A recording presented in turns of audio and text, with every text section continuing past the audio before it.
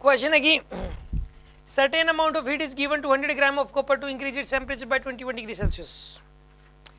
ध्यान से सुनना, आपको मैं एक बात बताता हूँ, इसके ज़्यादातर क्वेश्चंस में एम एस डेल्टा टी लगेगा, एम एस डेल्टा टी, चाहे हीट लॉस निकालना हो चाहे हीट गेन निकालना हो, एम एस डेल्टा टी का यूज़ होता है, ठीक है ना।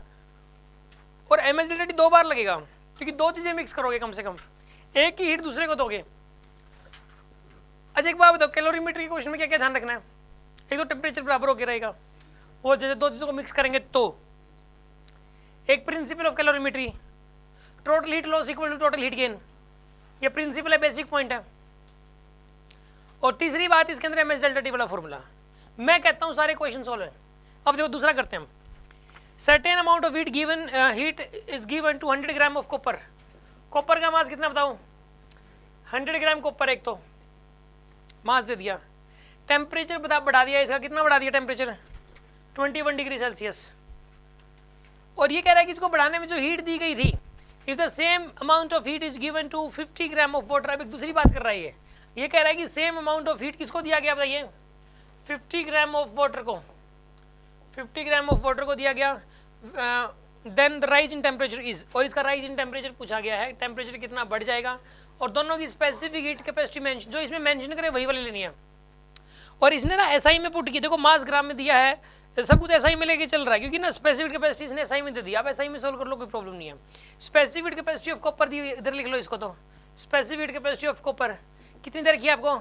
400 जूल पर केजी पर केल्विन। और स्पेसिफिक कैपेसिटी ऑफ वाटर जो दे रखी है वही वाली यूज करोगे आप। कौन सी दे रखी है बताइए?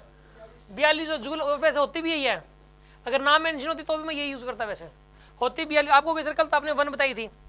स्पेसिफिक कैपेसिटी जो है वो सीजीए, उसमें थी ना 1 कैलोरी पर ग्राम पर डिग्री, ये जब यूनिट होती है ना कैलोरी पर ग्राम पर डिग्री सेल्सियस, तो 1 आती है इसकी value.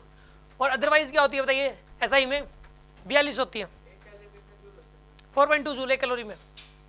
1 calorie is equal to 4.2 joule. अच्छा अब सुनो, ये कह रहा है कि 100 ग्राम कॉपर का टेम्परेचर 21 डिग्री सेल्सियस बढ़ाने के लिए जो हीट देनी थी, वही वाली हीट अगर हम इसको दे दें 50 ग्राम पानी को, तो उसका टेम्परेचर कितना बढ़ जाएगा? ठीक है, समझ आ रही है बात आपको?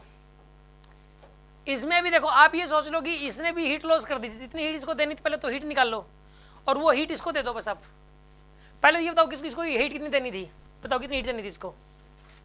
क्यू इक्वल टू क्या होता है फॉर्मूला?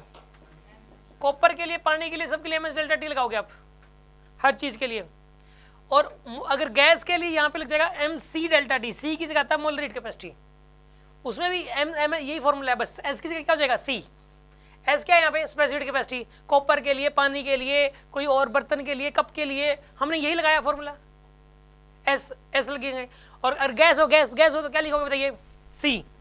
ठीक है ना। मास कितना बताइए इसका? 100 ग्राम, किलोग्राम में कन्वर्ट कर लो क्योंकि बात ऐसा ही में चल रही है। स्पेसिफिक कैपेसिटी कितनी है इसकी? 400। डेल्टा टी कितना बताइए? ये राइज है 21 का, तो सीधा 21 कर दो आप। कितना है यहाँ पर? ये 840, ये जूल आएगा। अब 840 जूल की हीट देनी थी इसको, अब 840 को दोगे आप, दे दो इसको 840। Q equal to M S delta T लगाओ फिर से। अब क्यू की वैल्यू लिखोगे 840, मास कितना है इसका? 50 ग्राम, किलोग्राम में कन्वर्ट करो, 1000 से डिवाइड करोगे आप। स्पेसिफिक कैपेसिटी कितनी लिखोगे इसकी? 4200 इंटू डेल्टा टी कर दोगे आप, सोल्व करो।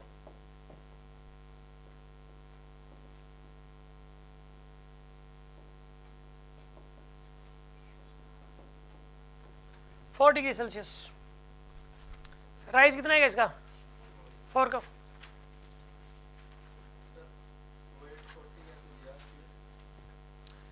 ये कह रहा है कि 100 ग्राम कॉपर का टेम्परेचर 21 बढ़ाने के लिए जो हीट चाहिए, जो हीट, उतनी हीट अगर हम इस 50 ग्राम पानी को दे दें तो कितना टेम्परेचर बढ़ जाएगा? पहले तो क्वेश्चन की भावनाओं को समझो आप, ठीक है।